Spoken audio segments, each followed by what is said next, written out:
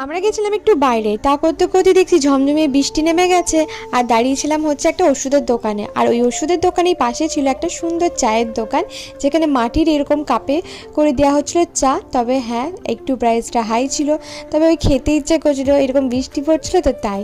তো আমরা দুজন মিলে একটা কাপেই নিয়েছিলাম, বেশিটাই আমি খেয়েছিলাম। তো প্রীতম মানে জাস্ট একটু টেস্ট করার জন্য নিয়েছিল।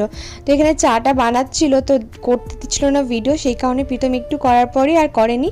তবে হ্যাঁ, আমি চাটা নিয়ে জাস্ট এখানে টুলের মধ্যে বৃষ্টি পড়ছিল আর চাটা উপভোগ করছিলাম। দেখো, ঘরেও চা খাই তার জন্য না, তবে কেন জানি না বৃষ্টিটা দেখে না চায়ের লোভটা আর সামলাতে পারলাম না, তাই একটা অর্ডার করেই ফেললাম। আর এখানে অর্ক জানো তো বৃষ্টিতে হাত ভেজাচ্ছিল, আমি তো পুরো চুবড়ি ভেজা হয়ে গেছিলাম। হ্যাঁ, যদি তবে বলো যে চায়ের রিভিউ কেমন, তাহলে বলবো ওকে ওকে, এর থেকে ঢের গুণে প্রীতম খুব ভালো চা বানায়। তবে ওই যে বললাম, লোভ সামলাতে না পারলে যা হয়। এখানে প্রীতম দিয়েছিল রুমালটা, মানে ভিজে গেছিলো, সেই কারণে মুছতে দিয়েছিল।